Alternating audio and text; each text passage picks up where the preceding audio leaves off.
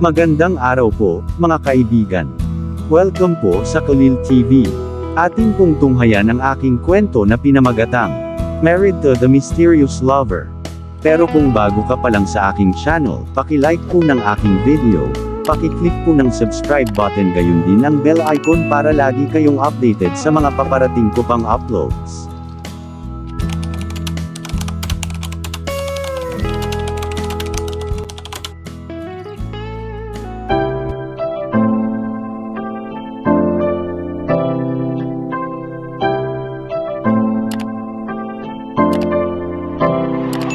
Kalil TV.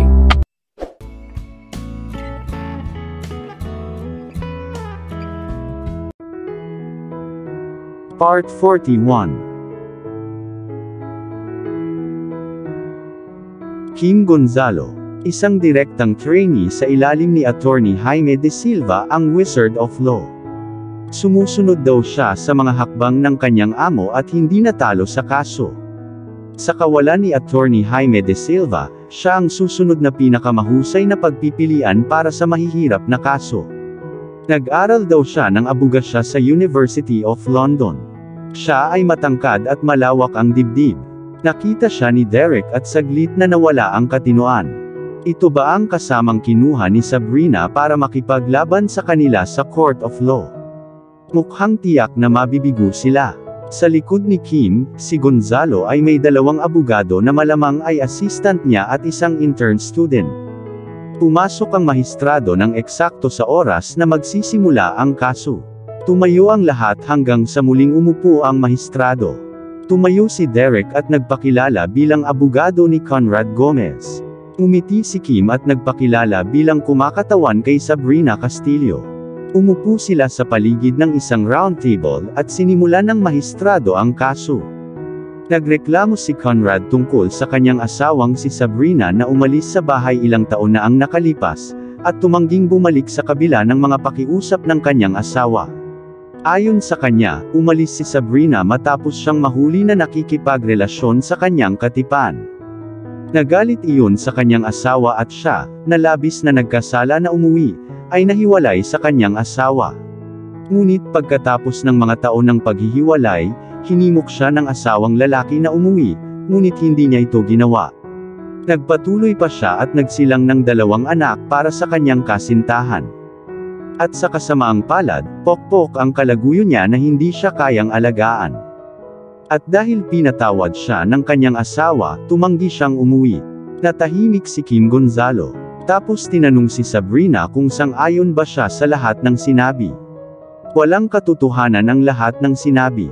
Divorced na kami ni Conrad, simpleng sagot ni Sabrina.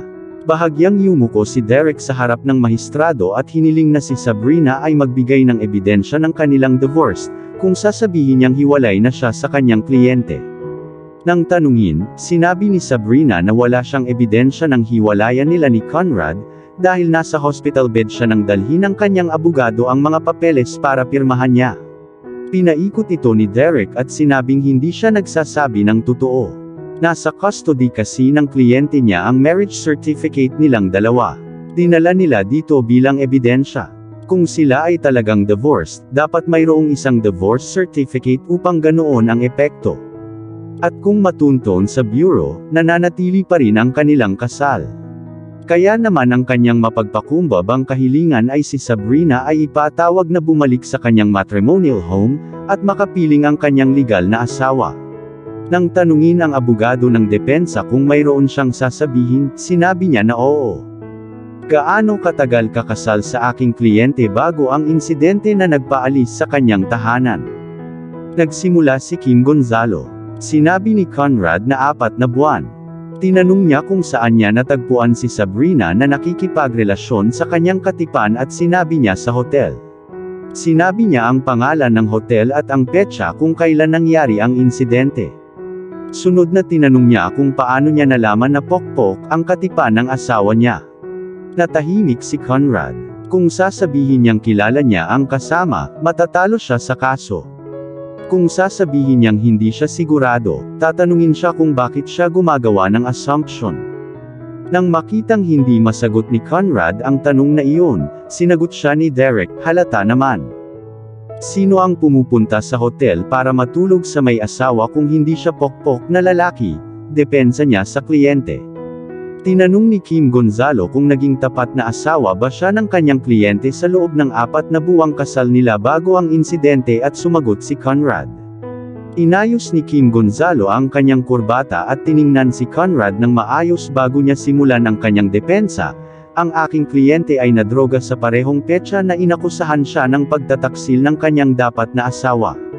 Siya ay tinulungan sa isang silid sa hotel ng kanyang kapatid na babae, na dapat ay hipag ni Conrad Gomez. Ang iba pang nangyari ay naging misteryo sa aking kliyente, dahil wala siyang ideya kung ano ang nangyari o kung sino ang nagsamantala sa kanya. Nagising siya kinaumagahan upang matuklasan na kinuha siya, ngunit kung kanino, hindi niya alam. Noon nawala ang virginity ng kliyente ko sa hindi niya kilala. Paano mapapangasawa ang isang babae sa isang lalaki na walang problema sa psikolohikal, katawan, at kalusugan at hindi tinutupad ang kanyang kasal sa kanya sa loob ng 4 na buwan? Inilipat ng mahistrado ang kanyang medicated glasses pababa sa kanyang butas ng ilong, at tumingin kina Sabrina at Conrad bago muling inayos ang salamin. Tila pinunasan ni Derek ang hindi nakikitang dumi sa kanyang suit. Kinakabahan na siya. Nagkaroon na ng lusot. Ngunit sa paghahanap ng kasalanan, hiniling niya, hindi mo maaaring ipagpalagay na ang aking kliyente ay nagdroga sa kanyang asawa nang walang anumang ebidensya. Sinong lalaki ang gumagawa niyan sa asawa niya? Tutol ni Derek. Exhibit number 1, sabi ni Kim Gonzalo at agad na gumawa ng disk drive ang kanyang assistant, at iniharap niya ito sa mahistrado. Nilagyan niya ito ng label at isinantabi. Naging hindi komportable si Derek. Talo na sila. Noong araw na iyon, ang aking kliyente ay kagagaling lamang mula sa isang walang malay na estado na itinapon sa kanya ni Conrad Gomez, at ng kanyang ina sa pamamagitan ng kanilang hindi makataong pagtrato. Habang naroon, dinalhan siya ni Attorney Derek ng divorce paper para pirmahan na may mga pagbabanta. Pinirmahan niya ito. Paano magagawa ng aking natutunang kasamahan ang isang may sakit na babae na pumirma ng divorce paper sa kama ng ospital, at hindi siya bibigyan ng divorce paper? Ang aking kliyente ay pinigilan na pumasok sa kanyang tahanan kung saan siya nakatira kasama si Conrad, at sa makatuwid ay wala siyang nadala maliban sa mga damit na suot niya. Pero alam ko kung bakit binilisan ng natutunan kong kasamahan ang hiwalayan. Dahil makalipas ang ilang oras sa araw na iyon, ikinasal si Conrad sa kapatid ng aking kliyente. Siya ang parehong babae na tumulong sa aking kliyente na pumasok sa silid ng hotel pagkatapos madroga ng kanyang asawa. Ito ay isang malinaw na indikasyon na ang aking kliyente ay itinakda ng kanyang dating asawa at ng kanyang kapatid na babae upang paalisin siya sa kanyang tahanan upang makapagpakasal ang dalawa, inakusahan ni Kim Gonzalo. Inunat niya ang kanyang kamay at sinabing, Exhibit number 2, at nagdala ang kanyang assistant ng duplicate na kopya ng marriage certificate nina Conrad Gomez at Maya Castillo. Pagkalipas ng ilang taon, hiniwalayan ni Conrad si Maya, ang kapatid ng aking kliyente. Kamakailan lamang upang maging tumpak at nais niyang samantalahin ang kanyang kawalan ng kakayahan na makuha ang divorce certificate upang i-twist ang buong insidente sa kanyang pabor, deklara ni Kim Gonzalo. Exhibit number 3, iniunat niya ang kanyang kamay at ibinigay sa kanya ng kanyang assistant ang pangatlong ebidensya na siyang duplicate na kopya ng divorce certificate nina Conrad at Maya. Ngayon gusto niya siyang bumalik at tumanggi ang kliyente ko. Gusto niya ang mga anak niya, at balak niyang pilitin siyang bumalik bilang asawa niya. Maganda ba ang sinasabi niyan tungkol sa isang gentleman? Gusto ko ng hustisya para sa aking kliyente at kailangan itong mapagpasyahan dito. Dapat siyang bayaran ng halagang 200 milyong peso. Hiling ni Kim Gonzalo. Walang masabi si Derek. Nakatali siya sa dila. Alam niyang laging may ebidensya si Kim Gonzalo bago magsimula sa anumang kaso. Natalo siya. Bueno, kailangang pasanin ni Conrad ang kanyang krus. Kung alam niya na sa loob ng ganoong kaikling panahon, makukuha ni Sabrina ang lahat ng ebidensya at kunin ang kilalang Kim Gonzalo, hindi na sana niya haharapin ang kaso. Ang ebidensya ay pinapanood sa harap nila at nakita nila si Conrad na nagdagdag ng isang tableta sa inumin ni Sabrina at inalok ito sa kanya. Naramdaman ni Conrad na bumibilis ang tibok ng kanyang puso. Hindi ba nasira ang lahat ng ebidensya? Ang ebidensyang ito ay sapat na upang ganap na sirain ang kanyang pag-angkin. Dapat ay nag-isip siya tungkol sa ebidensya tungkol sa kasal nila ni Maya. Saan sa mundo siya kukuha ng halagang 200 milyon para mabayaran siya? Hinihintay niya ang huling pahayag ng mahistrado. Marahil ay ipapakita niya sa kanya ang pagiging mahinahon. Sa lahat at siya ay nasuri ng mabuti at natiyak na authentic and genuine, ang mahistrado ay tumingin kay Conrad at nagtanong. May sasabihin ka pa ba? Tanong niya. Bago humingi ng pasensya si Conrad, idineklara ni Kim Gonzalo na hindi siya kwalipikadong magsabi ng kahit ano matapos maging unfair sa dating asawa. Para sa mga dahilan na inihain, ibinabasura ko ang kasong ito kung saan babayaran ni Conrad ang kanyang dating asawa ng halagang 200 milyong peso. Babayaran niya ang lahat o ang kanyang mga ari-arian na ibinebenta at ginamit upang bayaran ang kanyang asawa para sa pagiging isang unfilial na asawa at walang awa, deklara ng mahistrado. Ang utos ay dapat na magkabisa kaagad. Ang kanyang mga ari-arian ay inihain at hiniling sa kanya na isuko ang kanyang 25% shares sa business ng Castillo at ng kanyang bahay. Ngunit hindi pa kumpleto ang 200 milyong peso. Dahil walang pagpipilian, ibinigay niya ang bahay ng kanyang ina pati na rin ang kanyang sasakyan. Naiwan siyang wala. Pakiramdam niya ay humihikbi siya ngunit hindi tumulo ang mga luha. Nawala ang lahat. Wala na siyang natitira sa sarili niya. Binigyan siya ng 5 oras para lisanin ang kanyang bahay at ang kanyang ina kung hindi ay susundan siya ng mga pulis. Nang ito ay natapos, ang mahistrado ay tumayo upang pumunta at lahat ay tumayo sa kanilang mga paa. Si Conrad ay parang paralisadong tao.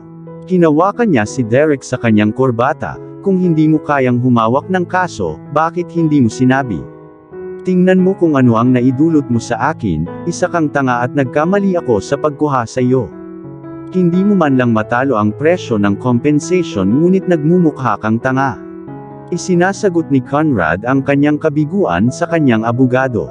Hindi mo sinabi sa akin na isa kang tanga na nagdroga sa asawa mo at nag-set up sa kanya. Kung sinabi mo sa akin ang buong katotohanan, nakahanap ako ng paraan. Anyways, gusto ko yung balanse ng charges ko. Wala akong pakialam kung ano ang problema mo ngayon, ibigay mo sa akin ang pera ko, sigaw ni Derek. Nakipagkamay at ngumiti sina Kim Gonzalo at Sabrina, narinig ang pagtatalo ni Conrad at ng kanyang abogado. Lumingon kay Derek, payo ni Kim Gonzalo, payo ko na mag-enroll ka bilang apprentice ko at huwag mo akong harapin sa hinaharap. Sa sobrang tuwa, tinawagan ni Sabrina si Kian Hendricks at sinabi sa kanya ang kinalabasan ng kaso. Tapos ang magiging kabayaran, at ngumiti si Kian Hendricks. Mag-uusap pa daw sila pagdating niya. Sinabi ni Sabrina na kailangan niyang pumunta sa ospital. Nag-text sa kanya si Rosa na na-ospital ang kanyang ina at kailangan niyang suriin ito. Nag-okay naman si Kian Hendricks at hiniling na ipaabot ni Sabrina ang pagbati sa kanya at sa kanyang ina. Inihatid ng driver si Sabrina sa ospital ng lungsod. Tinawagan niya si Rosa at itinuro siya ni Rosa kung saang ward. Ang ina ni Rosa ay mukhang maayos at naging matatag. Si Lance ay bumababa sa duty at tinanong kung ang ina ni Rosa ay nais na ilagay sa ilalim ng pagmamasid hanggang sa susunod na araw. Sinabi ni Rosa na dapat siyang ma-discharge. Hindi siya makakapasok sa trabaho sa araw na iyon at kailangan niyang pumunta sa susunod na araw. Sino ang mananatili sa kanyang ina? Sinabi ni Lance na kailangan niyang pumirma sa isang requesting form at pumayag si Rosa. Ibinigay niya kay Rosa ang form at binayaran ang mga bayarin sa ospital ng kanyang ina mula sa kanyang credit card. Iyon ay dumating si Sabrina. Nakita niya, ito ang ina ni Rosa at iniisip kung siya ay may sakit. Binati niya ang mga ito at nakita niyang mukhang masayahin si Rosa. Sinabi niya na ang kanyang ina ay nagkaroon ng biglaang pagtaas ng blood sugar, at mabilis niyang dinala siya sa ospital. Habang ang magkakaibigan ay nag-uusap at nag-iimpake ng mga gamit, hiniling ni Rosa na manatili si Sabrina sa kanyang ina habang siya ay pumunta at magbabayad ng kanilang mga bayarin. Ngunit pumasok si Lance at iniabot sa kanya ang resibo ng bayad. Nabigla siya. Nagbayad ba siya ng bill ng kanyang ina? Salamat babe, pagpapahalaga ni Rosa at alam ni Sabrina na maayos ang lahat. Kung bumalik si Lance sa pagiging babe, ibig sabihin ay maayos na ang lahat. Nag-side hug si Lance kay Sabrina habang sinasagot si Rosa. You are welcome mahal. Kamusta ka na Sabrina? Sunod-sunod na tanong niya habang nakatingin sa mga mata niya. Malamig na panginginig ang dumaloy sa kanyang gulugod. Kamukha ni Sabrina ang babae sa video na iyon. Pakiramdam niya ay may kakilala siyang mukha na kamukha ng babae sa video. Pero wala na siyang ibang sinabi. Umiti siya. Pupunta siya sa ugat ng pananaliksik bago magsalita ng anuman. Okay lang ako Lance. Natutuwa ako sa inyo ni Rosa na inayos ang inyong mga pagkakaiba, wika ni Sabrina na mahina. Si Lance lang ang nakarinig at bumulong pabalik, isisi natin sa pag-ibig, at tumawa. Sa car park, naghiwalay sila ng landas. Sumama si Sabrina sa kanyang driver at sinabi ni Rosa kay Lance na magkakaroon sila ng oras na magkasama kinabukasan. Umalis siya kasama ang kanyang kapatid na lalaki at ina sa kanyang kotse. Siyempre, iyon ay pagkatapos na pahalagahan ng ina ni Rosa ang kanyang pag-aalaga at pagmamalasakit. Umalis si Lance at nagmaneho papunta sa kanyang penthouse, sobrang saya ang naramdaman niya. Muli siyang nakipagkasundo kay Rosa, at para bang hindi yun sapat, mayroon siyang impormasyon tungkol sa kanyang ina. Nakasalubong niya ang kanyang yaya pagpasok niya sa sala. Binigyan siya nito ng featherlight kiss sa kanyang noo at nagmamadaling pumasok sa kanyang kwarto. Umiti lang si Yaya. Ano ang ikinatuwa ni Lance ng gabing iyon? Hinihiling niya sa kanya ang gayong excitement sa buong buhay niya. Pinahal niya ito tulad ng kanyang anak at balak niyang tuparin ang kanyang pangako hanggang sa kanyang huling hininga. Umakyat si Lance at mabilis na naligo. Sabik siyang umupo sa harap ng kanyang computer at tingnan ang email na ipinadala sa kanya. Binuksan niya ang computer at nag-log in sa kanyang email. May record sa ospital ang kanyang ina nang ipanganak nito ang kanyang mga sanggol. Ito ay isang lumang ospital sa kasalukuyan. Halos hindi na pumupunta roon ang mga tao sa mga araw na ito, lalo na kapag mayroon silang ospital sa lungsod kung saan nagtatrabaho si Lance, at ang ospital ng De Silva na pag-aari ng pamilya ni Kian Hendricks. Ngunit ang ospital na kung saan ipinanganak si Lance at ang kanyang kambal na kapatid na babae, kahit na luma na, ay buo pa rin ang kanilang mga lumang records. Iyon ay kung paano nakuha ng propesyonal na kasamahan ni Lance ang impormasyong iyon mula sa archive at ipinadala ito sa kanya ng private. Doon nakalagay ang larawan ng kanyang ina sa gilid. Ito ang babae na nakita niya ang larawan noon. Ngunit sa pagkakataong ito, mukhang matapang at mas malinaw ang mukha. Ang mukha ay medyo katulad ni Sabrina. Oo, gets na niya ngayon, nang una niyang makita ang larawan ng babae, pakiramdam niya ay may kakilala siyang mukha na katulad nito. Pero ngayon, mas malinaw na. Bakit may pagkakahawig ang kanyang ina at si Sabrina? Ayon, tinago niya ito. Ang huling taong inaasahan niyang maging kambal niyang kapatid ay siya. Mas matanda siya sa kanya at bukod pa rito, nakikita ng mga tao kung minsan ang iba na kamukha nila kahit hindi sila magkakamag-anak. Inilagay niya ang pag-iisip na iyon sa likod niya at sinuri ang file. Monica Santiago nga ang pangalan doon. Siya ay isang walang asawa na ina na pumunta sa ospital upang ipanganak ang kanyang mga sanggol. Siya ay 22 noong panahong iyon. Napapikit si Lance. Nangangahulugan iyon na dapat ay nasa 47 siya kung nabubuhay pa siya. Tumingin pa siya at nakasaad sa report na nagsilang siya ng kambal. Ang una ay isang batang lalaki na namatay ilang minuto matapos siyang ipanganak. At makalipas ang 20 minuto, ipinanganak ang kanyang pangalawang sanggol, isang babae. Napabuntong hininga si Lance, hindi siya patay, buhay na buhay siya. Pero bakit may humiwalay sa kanyang ina? Nabuntis ba ang kanyang ina para sa asawa ng ibang babae? Mas mabuti pang tawaging illegitimate child kesa ipapatay ang bata. Kung gayon sino kaya ang kanyang ama? Nag-scroll down si Lance at nakita niya ang pangalan ng lalaki na kanyang ama. Umuwi si Sabrina at nakita si Kian Hendricks sa kanyang pag-aaral. Hindi siya pumunta sa opisina, kaya dinala ang gawaing opisina sa kanya. Ipinadala ni Jake ang lahat ng mga files at impormasyong kailangan niya para magsulat o mag-iwan ng komento, direktiba, o pag-aproba at ipinadala ito sa kanya. Busy siya at halos tapos na nang dumating si Sabrina. Pumasok na siya sa kwarto at hindi nakita si Kian Hendricks. Nahulaan niya kung saan siya pupunta at pumunta doon. Gaya ng hula niya, nakita siya nito sa kanyang pag-aaral. Umupo siya at hindi nagsalita ng ilang minuto. Tila nasa kanya ang lahat ng atensyon sa kanyang ginagawa at hindi rin nag-angat ng ulo. Welcome home ex-wife ni Conrad, pang-aasar ni Kian Hendricks at itinaas ang ulo. Nakangiti siya at napaikot lang ng mata si Sabrina sa sinabi nito. Yeah, Kian Hendricks fiancé now. Pang-aasar niya pabalik at itinaas ang daliri niya para makita niya. Nagtawanan ang dalawang magkasintahan. Isang tawa lang at malawak na ngiti ang tawa ni Kian Hendricks. Maingay si Sabrina at hinipan niya ito ng mga halik sa buong mesa. So you are 200 million mas mayaman mahal ko? Tanong ni Kian Hendricks na nakangisi pa rin. Napapikit si Sabrina. Siguradong sinabi sa kanya ni Kim Gonzalo ang nangyari. Sisirain niya ito para sa kanya kung paano sila nagpunta ngunit hindi niya alam na niya.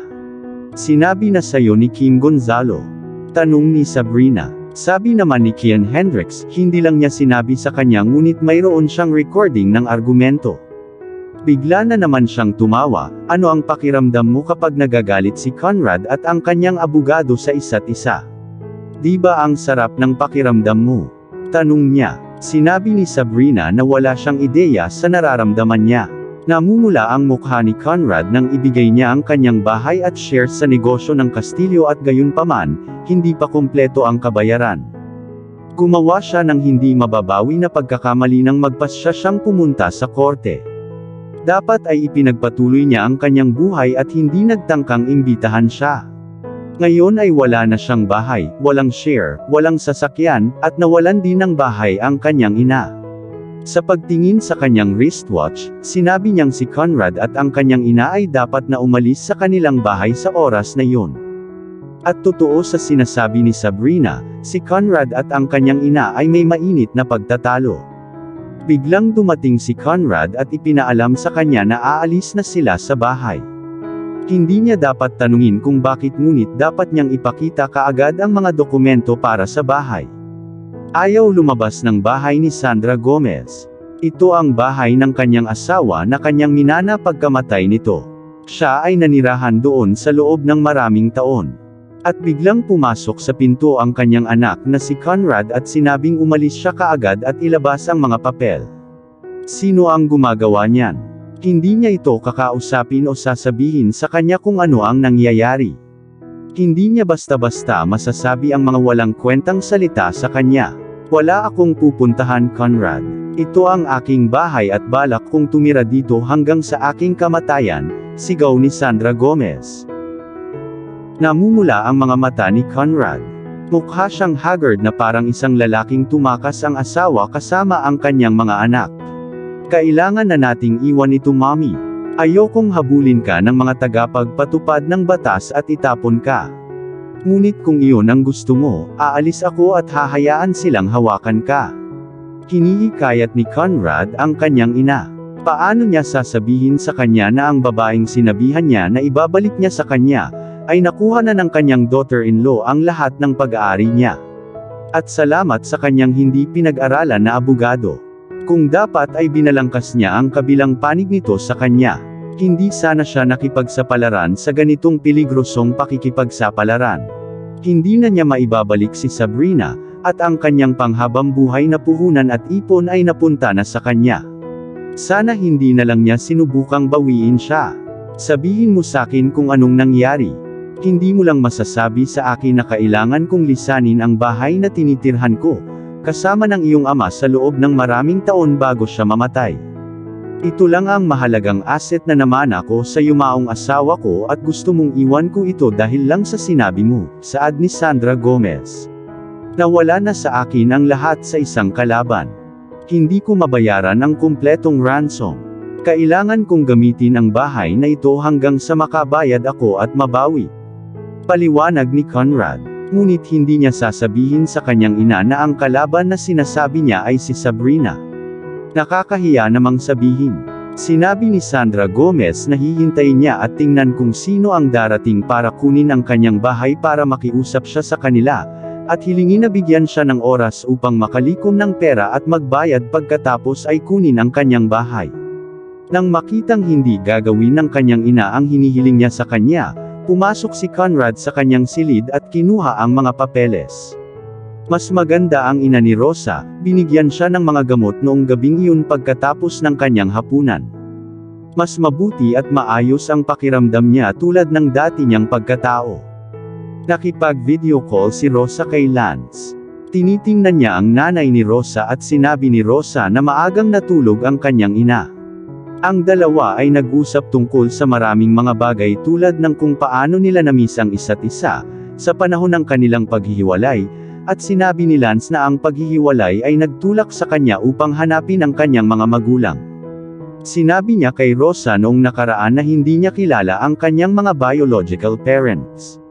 Siya ay pinalaki ng kanyang mga foster parents. Tinanong ni Rosa kung nakuha na ba niya ang lahat ng sagot na hinahanap niya.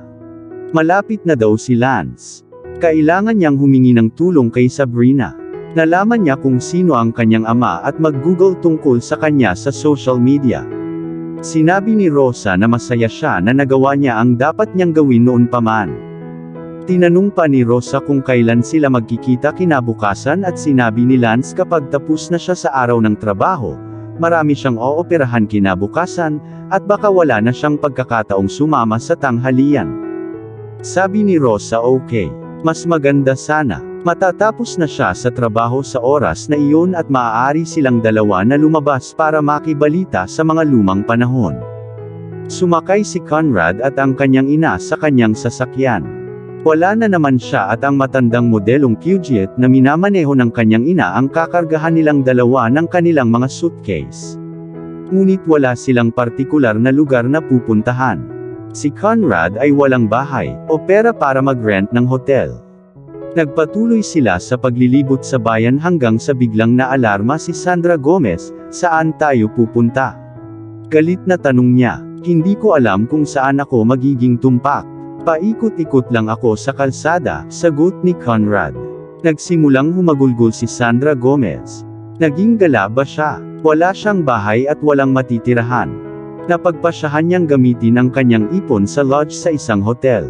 Masaya si Conrad at nagmaneho sa isang murang hotel at sila ay tumuloy.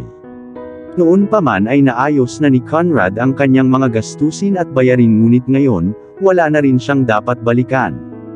Nag-book sila ng kwarto, at pumasok ang mag-ina. Ito ay isang murang hotel na walang touch ng classy sa loob nito. Hindi ito may kumpara ni Conrad sa mga magagandang hotel na napuntahan niya noong siya ay nagtatrabaho bilang president ng negosyo ng Kastilyo. Pero nagtaka siya, automatic na ba siyang pinaalis sa negosyo ng Kastilyo? Maaari ba siyang bumalik doon sa susunod na araw at magkaroon ng access sa kumpanya? Please Sabrina, huwag mo akong paalisin sa kumpanya, pumikit si Conrad at masayang nanalangin. Hindi niya alam kung saan magsisimula kung siya ay pinaalis sa kumpanya. Conrad, sabihin sa akin kung ano ang nangyari, lahat. Tanong ni Sandra. Matitiis mo ba kung sasabihin ko sa'yo? Tanong ni Conrad. Oo naman si Sandra. Kakayanin niya kahit anong mangyari, kaya niyang tiisin. Napabuntong hininga si Conrad. Napatingin siya sa ina at naramdaman niyang mabigat ang mga labi niya sa pagbigkas ng mga salita. Ngunit ang kanyang ina ay nakaupo, ang kanyang mga kamay sa kanyang dibdib at nakatitig sa kanya, halatang naghihintay na ipaliwanag niya ang lahat sa kanya dahil nasa isang lugar sila ngayon, malayo sa kanilang tahanan. Nawala ko ang lahat kay Sabrina. Umiling si Conrad. At dito na po, nagtatapos ang part 41 ng ating kwento. Sabay-sabay po natin abangan ang susunod na kabanata. Paki-support rin po ng mga kwentong pag-ibig ni Deborah Stories, ang aming munting channel. Maraming salamat po. God bless and stay safe everyone. Shout out po sa ating mga kaibigan na sina Nora Abdulkadir of Bahrain. Adelita Sharikian of Jerusalem, Israel. Marian Sushon of America. Mary Ann Bakat of Abu Dhabi, UAE. Nelly Gallo of Canada. Abun Shoji of Japan. Anna U. Powell of Florida, USA.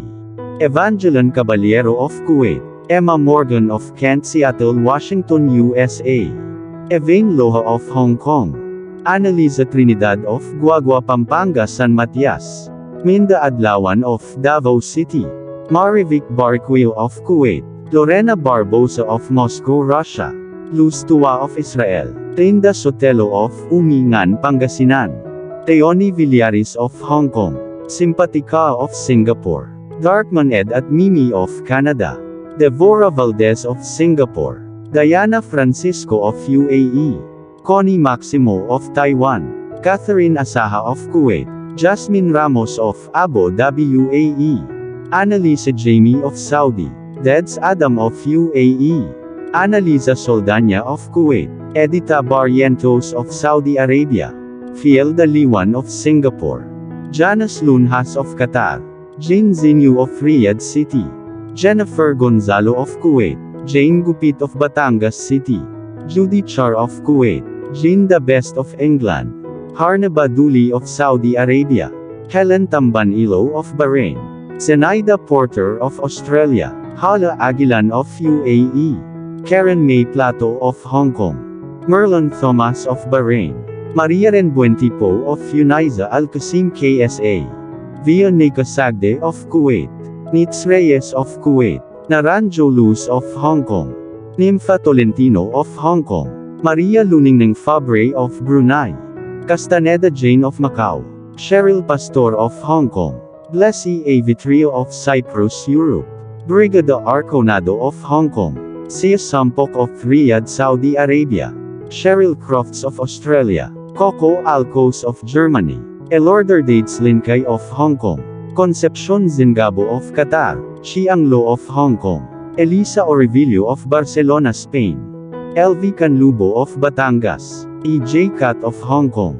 Flor Arcega of Ambulong, Batangas City. Gemma Cubila Geraldo of Cyprus. June Gwyneth Igorot Country Sounds of Hong Kong. Hayane of Japan. Janine Castaneda of Casantaan, Urdaneta, Pangasinan. Jen Pitao of Qatar. Taylan 21 of Hong Kong. Tezl Ignacio of Hong Kong. Julie Bodoy of Italy. Marshall Lemery of Israel. Manang Mary's Channel of Amman. Maricel Love of Doha, Qatar.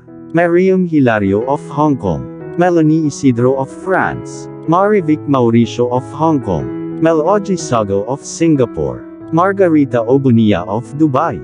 Maria Cristina Uding of Riyadh, KSA. Manette Chavez of San Diego, California, USA. Mary Grace Galen of Riyadh, KSA.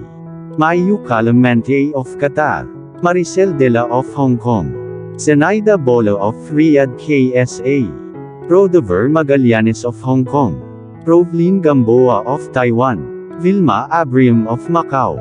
So Mendoza of Abu Dhabi, UAE. Rowena Bandong of Macau.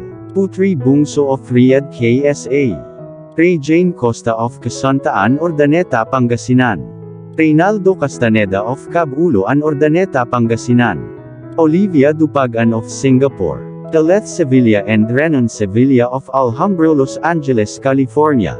Thea Williams of New Jersey, USA. Ludi Fan of Australia. Lorna Bayunas of Qatar. Luisita de la Cruz of Riyadh, KSA.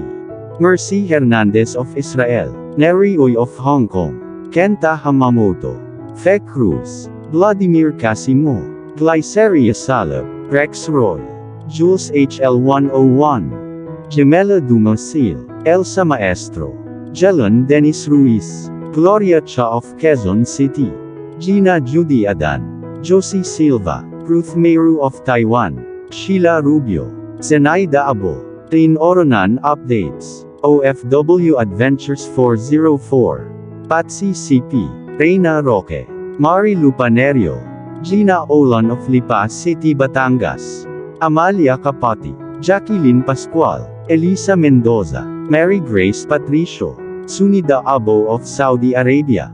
Arlene Esdova, Alia Garbawi, Arceli Alvaro, Angelo Cabrera, Alan Van Dinter, Alma Esturres, Adnal Alods, Alma 1027, Angelica Fabroa Montajes, Azumi 12 Gamang, Alma Buena, Angelo Fuchs, Boots Gabriel, Boliza Buenaventura, Babylin Ramirez, Begs General Udin, Beth Fernandez, Dear Lady Love TV, Debbie De La Roca, Shunli Diaries, Love Top Secrets, Twin Angels TV, Churito Flores, Conchita Alcos Rage, Cynthia Neva, Carmel Tagupa, Cher Blanche, Charlene Canete, Comwat May 2020, Dina Moises, Divina De Guzman, Delia Kinain, Dorsey Mendoza, Didang Soaban 03, De La Cruz Aloha, Ellen Juanilo, Eve Tisoy, Esther Serdancilo,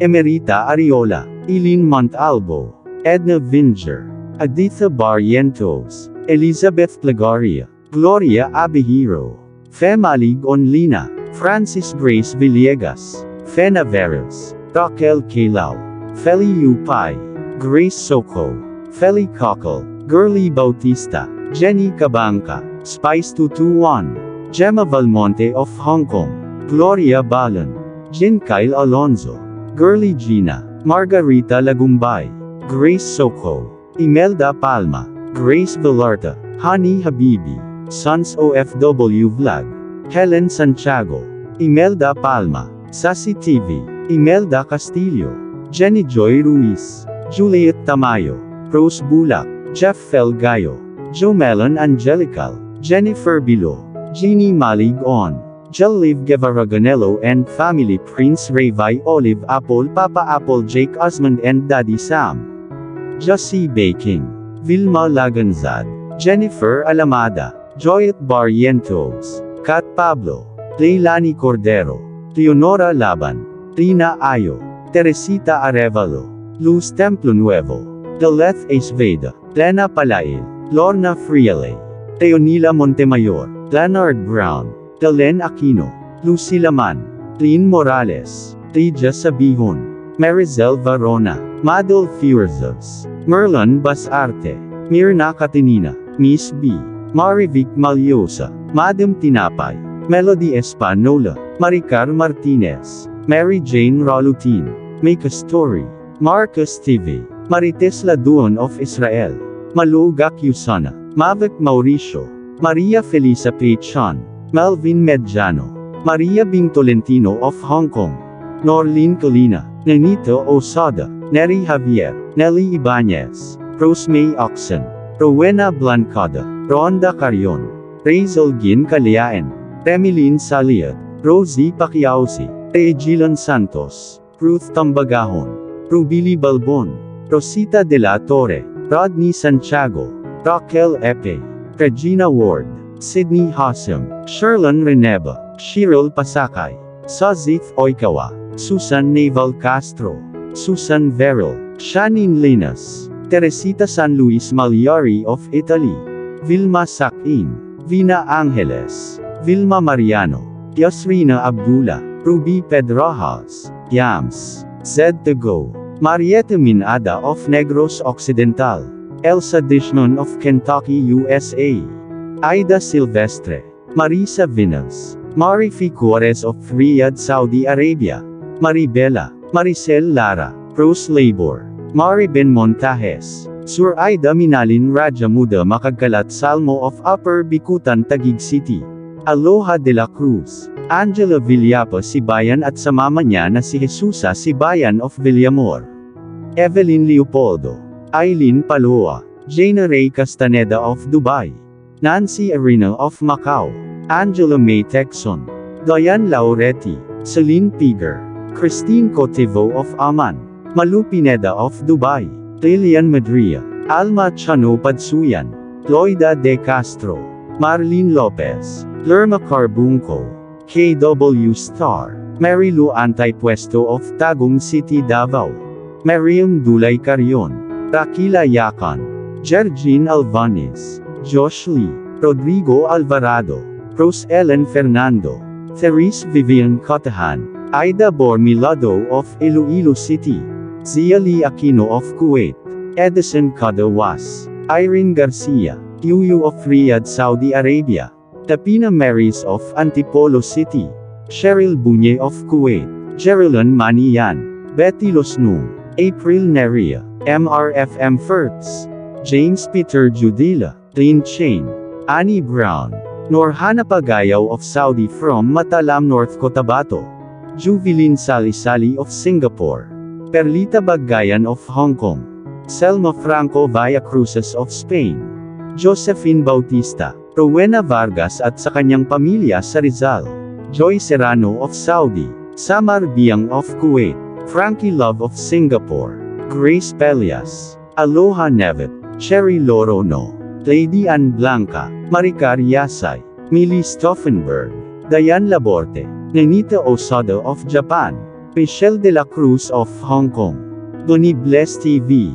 Princess Espanti. Abdon Family of Iloilo. Neri Sarelianos. Julie M. Baniti. Celeste Casal of Singapore. Meredith Castilla of Bahrain. Mary Ann Salandanan of Hermosa. Rebecca Beer of Germany Frankfurt. Maria Nelda Svensson of Norway. Rosalie Estrada of Maranding Lala, Lanao del Norte. Jane Adahar of Caloocan. Gina Contre of Pasay City. Beauty Abaro of America. Fe Dawson of Florida. Ninfa Bongay Data of Calbayog City, Samar. Hana Maria Estepa. Rosalie Sison Angeles, Pampanga. Lors 25 Sagitan. Beauty Rose of Bahrain.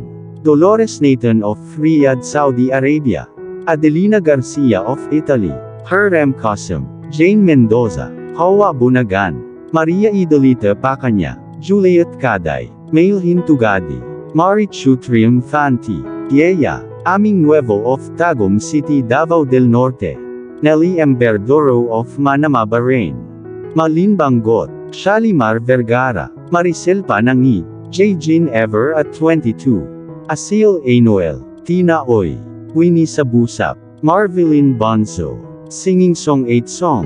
Chris Santos. Serex Manlunas. Maraming salamat po sa laging pag-support nyo sa Dion Channel TV at Kalil TV. God bless and stay safe.